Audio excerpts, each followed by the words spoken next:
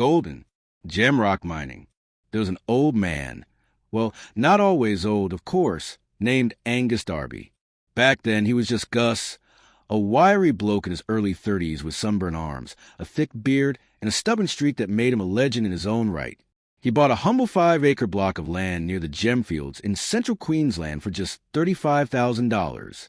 That was all the money he had, and he didn't even blink as he handed it over. With no home, no power, no running water, Gus set to work. He cut down iron barks and spotted gums with a chainsaw, milled them on-site, using a janky old portable mill he rented for next to nothing. He built the frame of his house with his own 2 hands. Walls of timber, corrugated iron roofing, and a concrete slab. He poured himself with a wheelbarrow and buckets. The place was simple. No phone line, no internet, just a rustle of eucalyptus, the call of kookaburras, and the shimmer of heat rising from the red dirt. Gus didn't care for much, but he did love rocks. He'd been fascinated by gemstones since he was a kid. He used to say the earth hid its treasures deep, like it was daring you to find them. So, when he heard that the gemfields around Emerald, yes, that's the name of the town, were known for sapphires and emeralds, he thought, why the hell not? What started as a hobby became a bit more. He built a small hand-cranked wash plant from scrap metal. Every week, he'd dig and wash, sometimes pulling up nothing, other times finding little green glints of emerald or flashes of blue sapphire. They weren't worth a fortune, not even close, but he'd sell them at local markets and sometimes to passing gem dealers. A few $100 here, a few hundred there, enough to keep him stocked with diesel, coffee, flour, and smokes. He lived cheap and saved what little he could. Never had a credit card, never took a loan. That was Gus. After nearly a decade, Gus had saved enough to invest in some serious gear. Nothing massive, just a second-hand hydraulic auger and a newer wash plant that could go deeper and filter finer sediment. He started drilling a bit further down into the clay under his block. One day, while following a trail of quartz veins, he hit something unexpected. The quartz wasn't empty. It was laced with dull yellow. At first, he thought it was pyrite, fool's gold. But when he panned it properly, he knew it was gold, real gold, not a vein thick enough to be mined commercially, but enough to matter. He followed the vein for weeks. The clay was dense, sticky, and riddled with quartz, so the separation process wasn't easy. Gus was clever, though.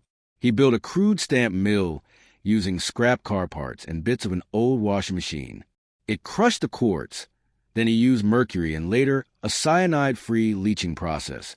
He read about it in some dusty mining manual from the 1930s to separate the gold from the slurry. He didn't make a big deal of it.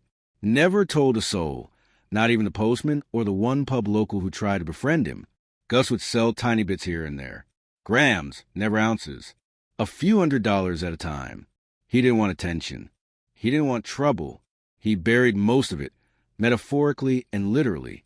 Stored in cleaned-out coffee tins and old tobacco tins in a rusted filing cabinet in the back of his shed. Over time, it must have amounted to several kilos. But Gus never spent it, never upgraded, never moved, just lived his life with his bush hat, his stubby shorts, and his dog named Copper. Then, one year, he was just gone. No funeral, no obituary. His shack sat silent, dust and cobwebs growing thicker with every passing month. Fast forward to about 6 months ago. That's when I come into the story. I'd heard about cheap rural land going up for auction in Queensland. I was looking for an escape from city life, from burnout, from everything. The property was a mess. Overgrown, half of it reclaimed by scrub. But the shed, it stood firm. Inside, I found rusted tools, jars of old screws, a busted guitar, and a stack of old notebooks in a milk crate. One was a journal. Gus's handwriting was blocky and straightforward. He wrote like he spoke, no fluff, just the facts. Day by day, year by year, he documented his mining experiments, his attempts at gold separation, his thoughts on isolation, and eventually his discovery. It was all there. How he followed the quartz, how he smelted it down, how he never wanted to sell it all because he figured one day someone might need it more than me. He called it his retirement plan, but joked that he'd probably die before using it. If you're reading this, he wrote on the last page, then maybe the gold found you instead. And reader, it did. I searched every inch of that shed until I found the tins. Dozens of them, carefully sealed, some wrapped in old rags, hidden in crevices behind false panels. There was even a metal detector Gus modified to pick up trace gold in quartz. After verifying the gold was real and pure, I started selling tiny amounts just like he did, quietly, discreetly. But it wasn't long before I realized there was more here than just a lucky stash. I bought the surrounding properties, drilled, studied, invested, and I struck more veins, likely connected to the one Gus first found. Within 18 months, I'd founded a legitimate small-scale mining operation. As of now, it's worth several million.